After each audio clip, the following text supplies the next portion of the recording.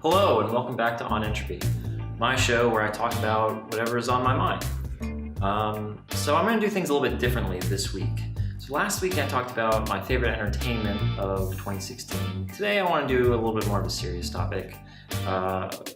Like I said, this show's about whatever's been on my mind, and so recently what's been on my mind is the election and our political system, and I try to think what are things that we could do to improve the state of American democracy. I think everyone would agree that we do have issues regardless in how you view the results of the election. There's things that we could fix to make things better. When it comes to repairing our democracy, some people think that we need to somehow educate voters better to make sure they know the issues, or perhaps we need to introduce some kind of intelligence test or some voting literacy test to make sure that people understand what they're voting for and so they don't vote against their self-interest. And I think that's a horrible idea. In practice, in theory, it makes a lot of sense. You only have the people who know that what they're voting for to vote, but I don't think that's really a fair thing. Democracy only works if everyone has a voice, regardless of how qualified they are to speak it, at least in the matter of choosing who our representatives are.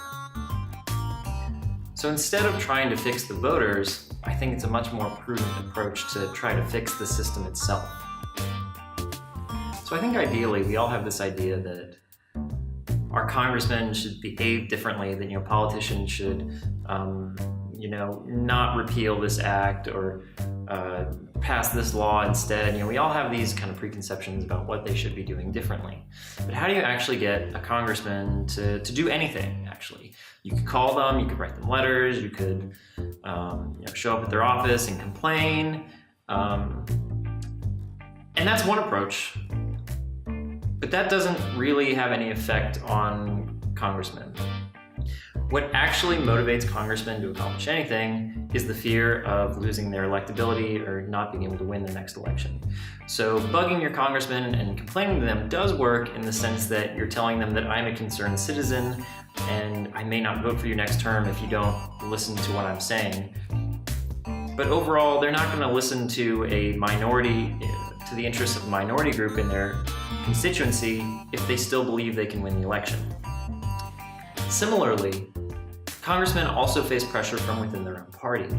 We often talk about polarization and how stringent congressmen will stick to the party line in votes. At a national and even state legislator level, many people will follow the party line now. One of the reasons we have such high levels of polarization and party unity are because parties are controlling who gets money for their primaries and for their general elections at the state level. So if a congressman doesn't follow his party's wishes and goes against his party on a key vote, well, then the national committee is just going to say, I'm sorry, we're not going to fund your re-election campaign. Instead, we're going to give the same money we were going to give to you to a competitor that's going to now face off against you in a primary. So now these congressmen have fear of losing money from their own party if they don't toe the party line, and they also have fear of losing money from big donors if they vote against their big donors' interests. So the people like the NRA or big pharma, they can donate hundreds of thousands or millions of dollars to campaigns, and they expect these favors. And if they get the favors they want, then they'll keep donating. But if the politician now votes against the interests of the donor, that money's going to dry up. If he votes against the party line, that money's going to dry up too, and he's out of luck. So what can we do? How can we remove the motivation of money and re-electability from our system? So I think one method is campaign finance reform. If we ban the amount of money, or if we limit the amount of money that people can donate to a campaign or to a super PAC, and also the amount that corporations can donate, then it's a lot harder to have big donors that you're responsible to. If the max donation is $1,000, it's hard for me to say, well, I can't, I have to do what you say because I can't afford to lose this $1,000. I don't think that's going to hold up. But if it's $1 million, that's a much bigger problem. Another idea I've had that hasn't really been talked about a whole lot, and would also require a lot of effort to get there, would be to impose term limits on congressmen. Ted Cruz, of all people, has actually introduced some new legislation into Congress that would start the process of creating a constitutional amendment imposing term limits on congressmen. So I think this is a great idea. I'm not going to go into the specifics of his proposal too much. As far as how many terms somebody should serve and if the lengths of those terms need to be adjusted, I don't think that's super important for the conversation. But I like the idea of removing electability as a motivator for politicians.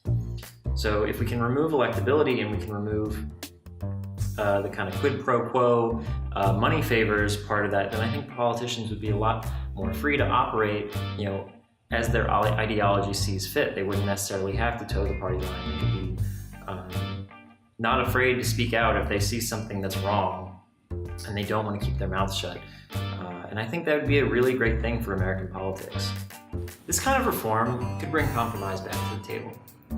All over the United States, we have these congressmen that are forced to have this national platform that is very consistent with the national parties, regardless of how that platform gels with local interests. So even if certain parts of the party platform misalign or would align better with the other party as far as what the local people are interested in, you don't really see politicians trying to bend their own ideologies to fit the local people. Rather, they stick to the national side. If people were less afraid to speak out against the national interests, then we could have more politicians that were more closely related to the interests of the local people, regardless of their party.